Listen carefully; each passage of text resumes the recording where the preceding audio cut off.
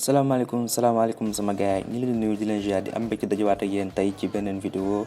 tey ñoo ngi yéen nar a wax ci ñaari mbir la benn bi aju si ki nga xam ne mooy Kylian Mbappé bi ñu topp aju si ki nga xam ne mooy Cristiano Ronaldo bu ñu xoolee démb ak tey fës nañ lool ci fi nga xam ne mooy ci mercato bi dañuy dem wala dañuy toog seeni équipe nar leen see indil la ay leeral waaye bu leen fàtte ñi nga xam ne abonné góor leen ci chaîne bi ngeen abonné jox seen xalaat ci commentaire yi ba pare aimé vidéo yi bës cloche bi aussi pour ngeen mënti jot suñu yeneen vidéo yi. comme ni leen ko waxee tey dañuy wax ci ñaari mbir Mbappé ak ki nga xam ne moom mooy Cristiano Ronaldo boo njëkkee ko ak Kylian Mbappé muy ñu xam leen ni que ni instant bi waa Paris Saint-Germain pare nañ pour bàyyi ko mu dem parce que tegalaat nañ ko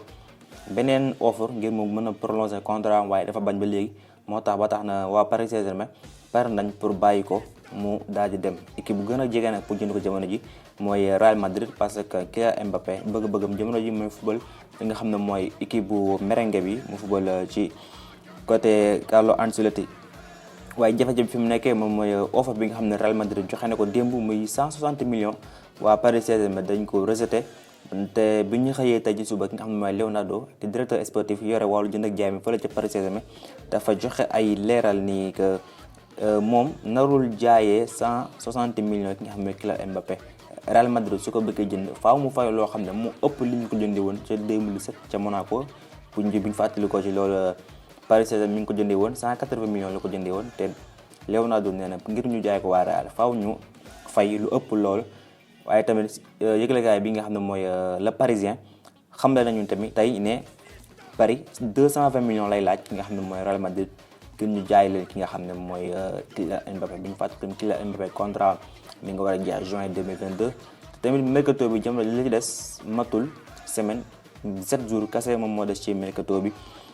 mu daal di jeex peut-être nag diggante boobu ndax déggoo ñu ne fi am parce que Real Madrid Kylian Mbappé soxal na leen lool ñoom bëgg nañ Mbappé ñëw te lépp lu jaral ñu ngi koy def Mbappé tamit bëgg na dem fi nga xam ne mooy Real Madrid te Paris Saint-Germain pare na pour jaay ko jamono ji li des rek mooy waa Real Madrid daal di fay 220 millions yi nga xam ne moom la Paris di laaj ñu daal di leen koy jox.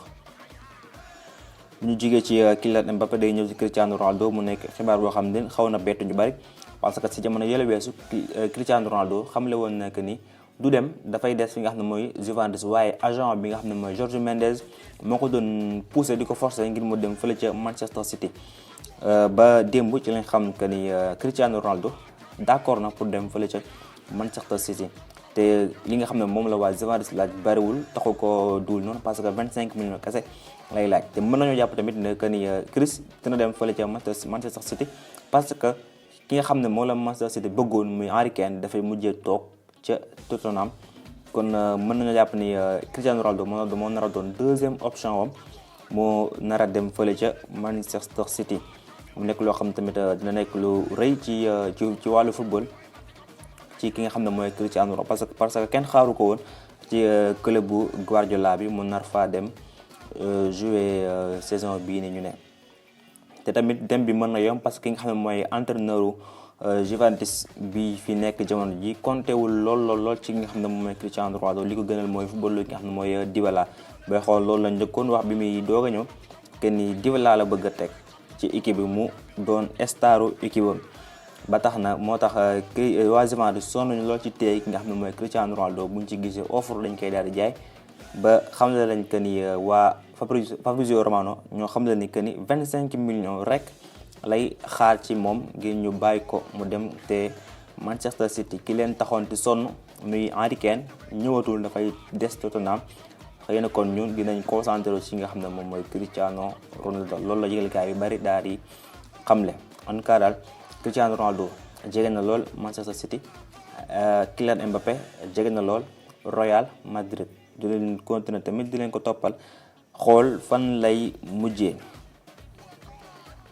kon lii lañ lay indiloon sama gars yi di am yaakaar ni bëgg ngeen ci bu baax a baax waaye bu leen fàtte ba tey te abonné ci chaîne bi te bës cloche tamit te joxe seen xalaat ci info bi nga xam ne indi na leen ko tey diñ toog tamit ci yeneen réseaux sociaux yi moo xam Facebook bi la wala Instagram bi la wala TikTok bi la wala ci